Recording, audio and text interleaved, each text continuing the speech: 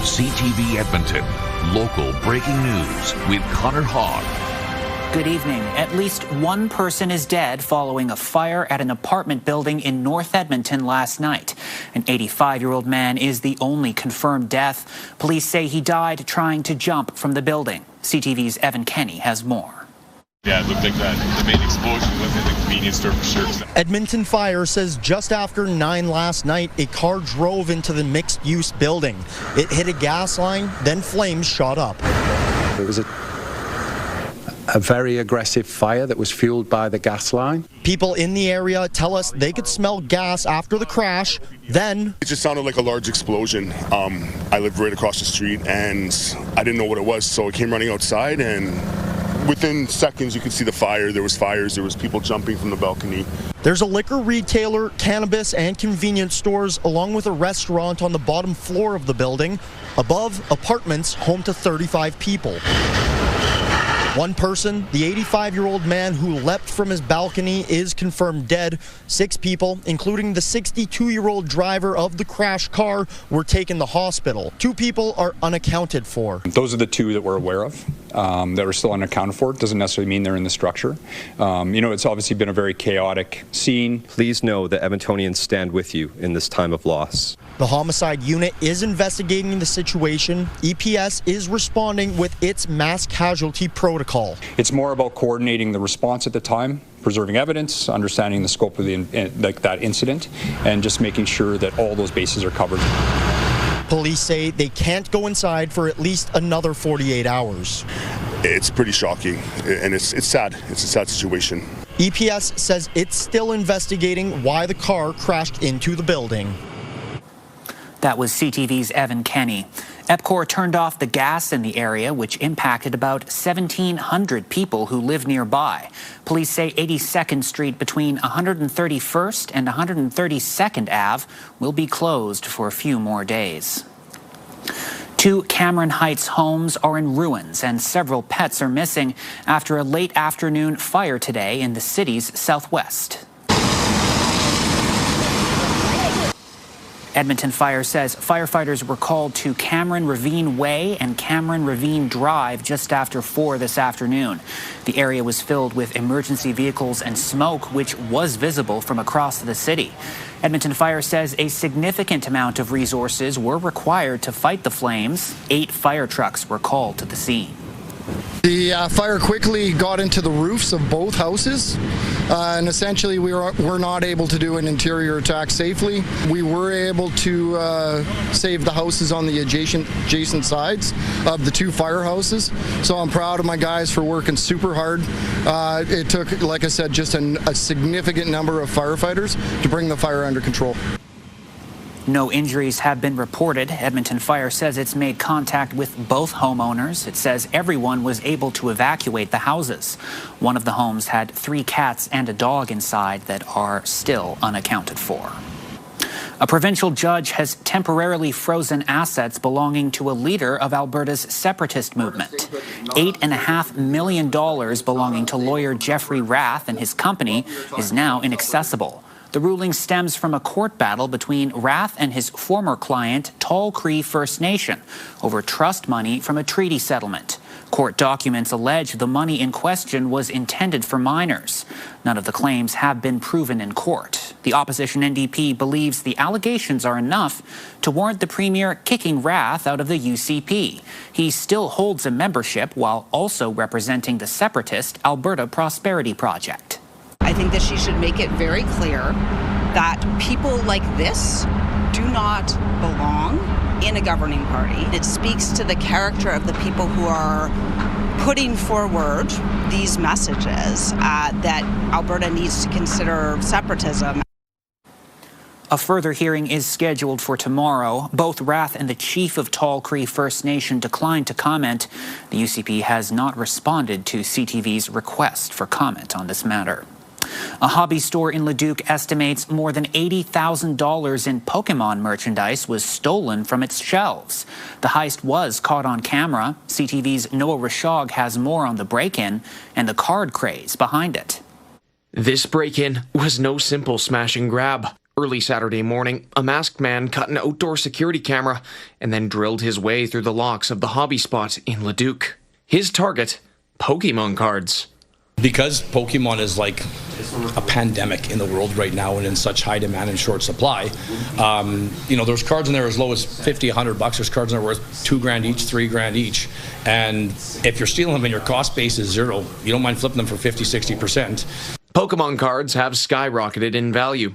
The Pokemon Price Tracker website says that the average card has increased in value by nearly 4,000% since 2004. I believe this version of this card is worth about $1,600, but the English version is worth much more.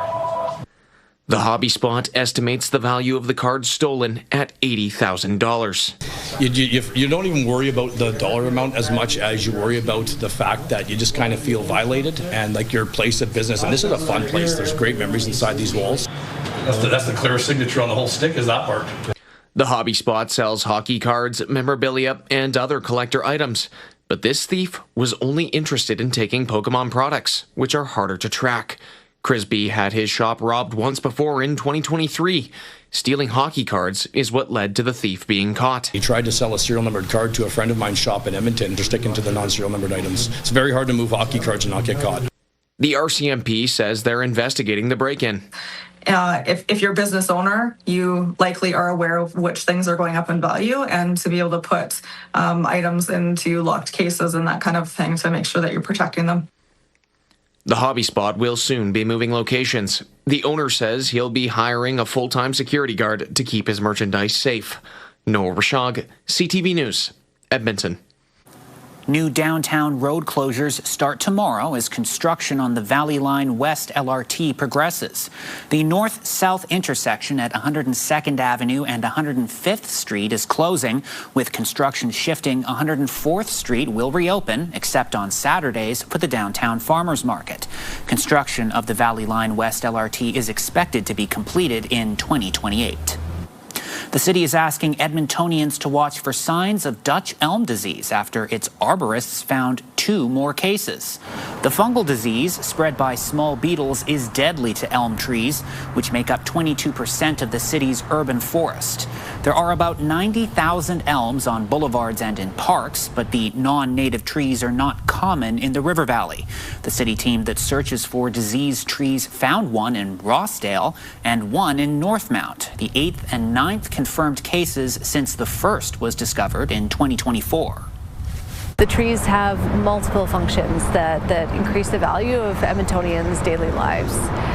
So the thought of losing all of our boulevard trees is really heartbreaking, and it's something that we take very, very seriously. Both sick trees were on city property. Elms within 20 meters will have to be removed as a precaution as well. The city says brown, wilting, and curling leaves that stay on the branch can indicate a tree is infected, which is easier to see right now when most leaves are bright green. Dozens of new homes are now open at Canadian Forces Base Edmonton. They're the first of hundreds going up across the country. CTV's Curtis Goodrum has more on the federal government's plan to spend more than $1 billion on military housing. One more time. Hey!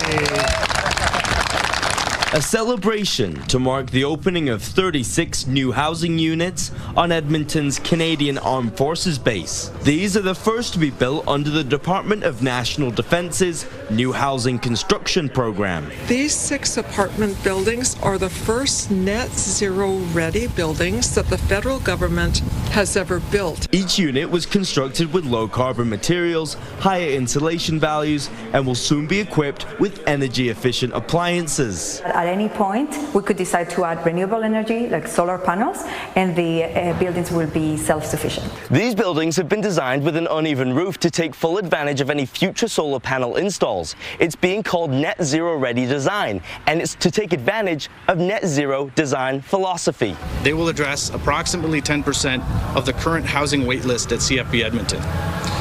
And as Canada's largest army base by population, we face growing demand. The federal government says the current military housing plan is the largest since the Second World War. Base Commander J.P. Southern says the lack of easy-to-access housing is the reason many service members quit. The burden of relocation is among the leading contributors to attrition in our Canadian Armed Forces. These units cost $22.5 million. More than 800 are being built on 9 bases across the country. In total, $1.4 billion is being spent to modernize housing for Canadian Armed Forces members. For phase 2, we will be adding higher density housing, so we're looking at buildings that have 40 units or more. Curtis Goodrum, CTV News, Edmonton. Former military land in northwest Edmonton is being turned into 4 new Habitat for Humanity homes. Thank you. The nonprofit broke ground on the project today. The land used to be part of the Canadian Armed Forces base in Griesbach. The project is being funded through public money and private donations. Habitat for Humanity helps people purchase homes without needing a down payment. Because we know right now that becoming a homeowner is something that's starting to become more and more out of reach for so many hardworking individuals that live here in Edmonton, that call Edmonton home. And this is going to be that opportunity for 4 families to get into home ownership that would otherwise be blocked out. All 4 homes are now taking applications. Construction is expected to be finished by October of this year. Spain advanced to the World Cup final today, beating France as Edmontonians watched from the screens in Fan Park.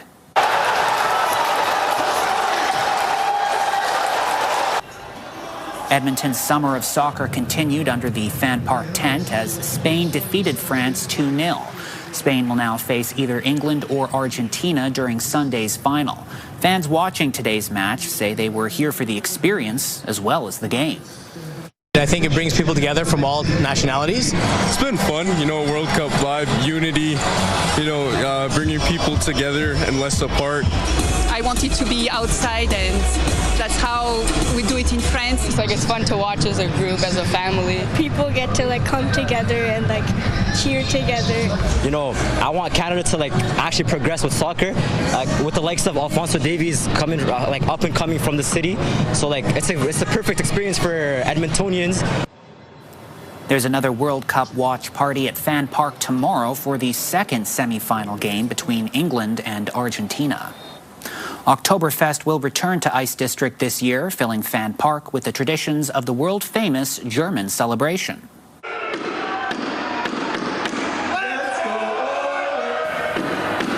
It will take place each Friday and Saturday evening from September 18th to October 3rd.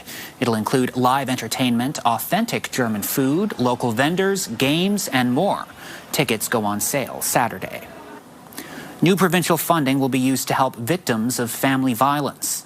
The Alberta government is spending $16 million on support programs across the province. The majority of that will be distributed through community streams in the Emergency Family Violence Services program. Supporting women and families experiencing family violence is not one size fits all. We understand it takes a community, and we are appreciative to see funding that is focused on expanding access for supports and flexibility to better meet the needs of those most vulnerable. Funding applications will open in September. The province hopes to have the new grant programs in place by next spring. A group in Fort Saskatchewan is helping families meet one of the most basic yet costly needs for babies. The community-run diaper bank provides diapers, wipes, and other essentials to struggling families. Parents can request support by messaging the Facebook group and then pick up the supplies when it's convenient for them.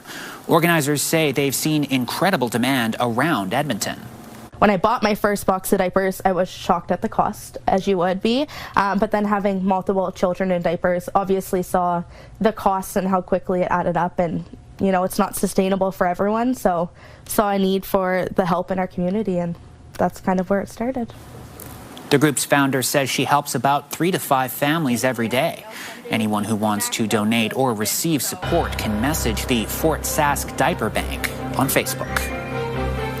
Coming up next, a packaging error creates the surprise of a lifetime for a young Pokémon collector.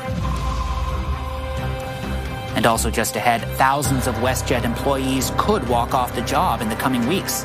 The latest in an ongoing labor dispute. People understand that when you're at work performing safety-sensitive, regulated work, you should be paid.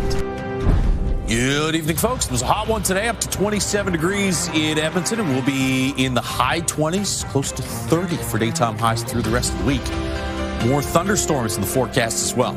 All those details in just a few minutes. Programming brought to you by James H. Brown Injury Lawyers, the heavy hitters of injury law.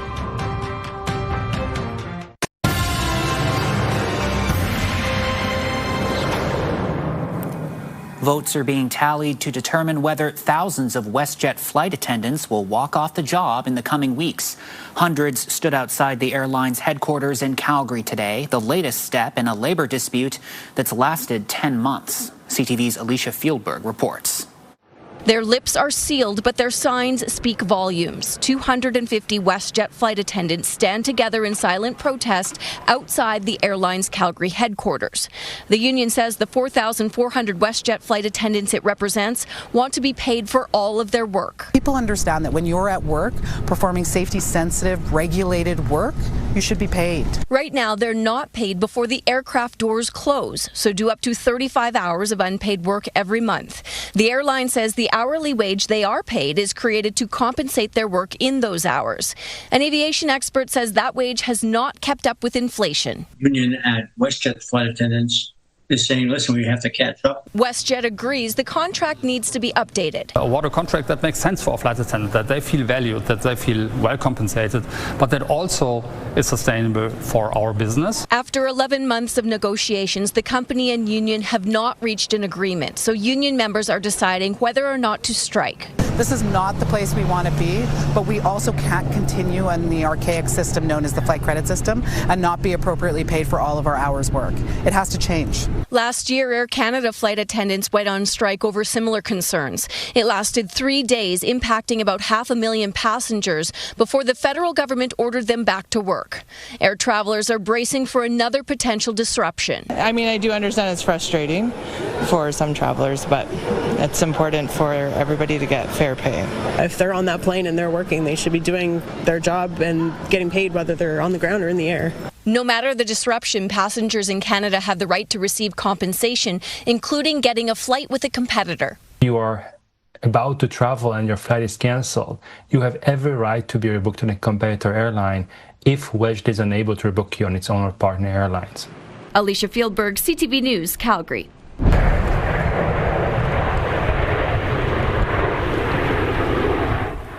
The Canadian Snowbirds will make their final flight over Edmonton tomorrow before the planes are retired and replaced. The federal government says the team will switch to a different fleet after this season. The Snowbirds will take off from the airport and fly over central Edmonton sometime between 12:15 and 12:45 tomorrow. The best viewing locations are Horlack Park, City Hall Plaza, the Ledge Grounds, and O'Damon Park. The flyover could be delayed or canceled depending on the weather. A report from the Alberta government shows oil sands producers are emitting less carbon for every barrel of oil they produce. The report says emissions per barrel have fallen 28% since 2012. The province credits new technology, innovation, and more efficient operations. One energy analyst calls the emissions reductions impressive. She says they're the result of changes made more than a decade ago. Certainly, this is a sector that has improved its emissions intensity over time, but those improvements have really stalled out. And there's not really an indication that they're on a trajectory to sort of pick up those improvements in the near term. The report also shows total carbon emissions have grown as oil sands production has more than doubled since 2012 to more than 3.3 million barrels a day. A Pokémon card packaging error ended up providing a young fan in Lacombe with the surprise of a lifetime.